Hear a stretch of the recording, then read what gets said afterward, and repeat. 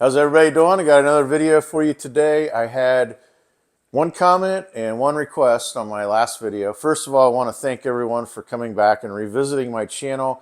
Mark over at Eat Carbs actually said it's not been a year, it's been 2 years since I've done my last video. So I just dropped two videos, one Sunday and then one the week before that. One was on the Waymark Mile backpack and the other one is on the Diamond Back 45 UL backpack. So go check those videos out. I think you're going to love it.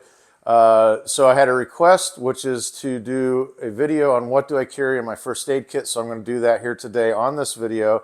And then the comment was that my audio was not good. It was really bad in both of those videos. So I went out and picked up a mic. So hopefully that takes care of that issue. And so let's get right to the first aid kit. We're going to do that on the table so you can see all the contents.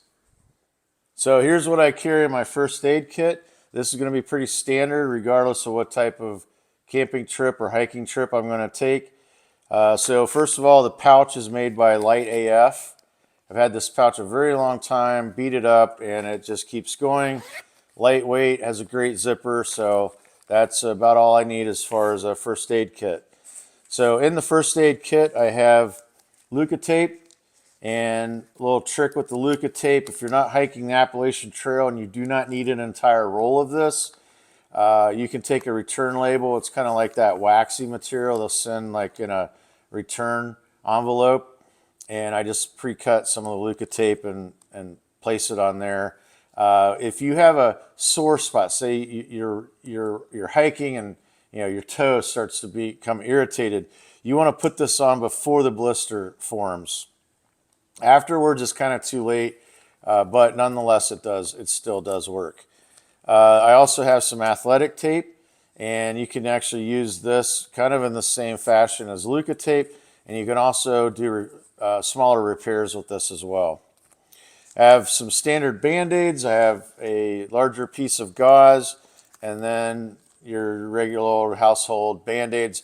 These do not work in areas where you're sweating a lot, and they do not work for blisters. Do not try and patch up a blister. This is going to come off within probably 20 steps. However, these are great for small cuts, abrasions, and if you have a hangnail that's just not going away, this is always a great thing to have. I have a small roll of repair tape. This is for like Dyneema repairs, tent repairs. Q-tips. I really don't use these for first aid, but man, sometimes it's just nice to be able to clean your ears when you're out on the trail. I have my medications that I take on a regular basis in there.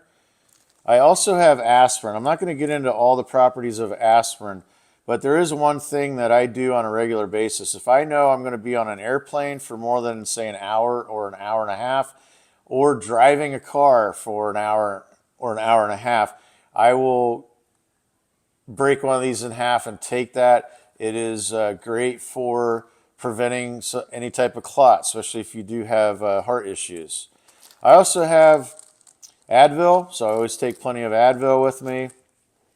This is just an empty bag, Ziploc. That's what all this stuff goes into, so I can kind of keep it organized. I have a small sewing kit, repair kit, so I have some buttons in there. I have some string, and then inside of the straw I have two needles, which I just crimped the ends shut and melted them shut so I don't have a needle that wants to poke through the bag. And then I also have a safety pin in there. All right, two things that are horrible on the trail. Number one is chapped lips. I don't keep chapstick in here. I keep it readily available on either the sternum strap pouch or in my fanny pack. So that's number one. Number two is any type of bowel issues. So I always take stool softener, and I always take Imodium AD. So this is to make you poo. This is to keep you from pooing. Do not take these unless you actually have diarrhea. And if you want it to take effect quicker than just swallowing the pill, it doesn't taste great, but if you take about 8 ounces of water and chew one of these up and drink that 8 ounces of water, what I have found is that kicks in pretty fast. You do not want to take more than 2 of these a day, because if you do, you're going to be you're going to end up going back to this because this can really clog you up. So only use it if you have diarrhea. Then I also carry Prilosec for heartburn. I have 2 Benedryl in here, and then I have some Curad, which is a vitamin A and D ointment. That's for like chafing or a raw spot, like maybe your watch has rubbed a spot on your wrist, or maybe a blister or something of that nature. That seems to help out with that. And then last but not least, I take Clear Eyes, itchy eyes. If you're susceptible to pollen, or you rub your eyes and they're not quite clean and your eyes like just burning, this is always a great thing to have on the trail.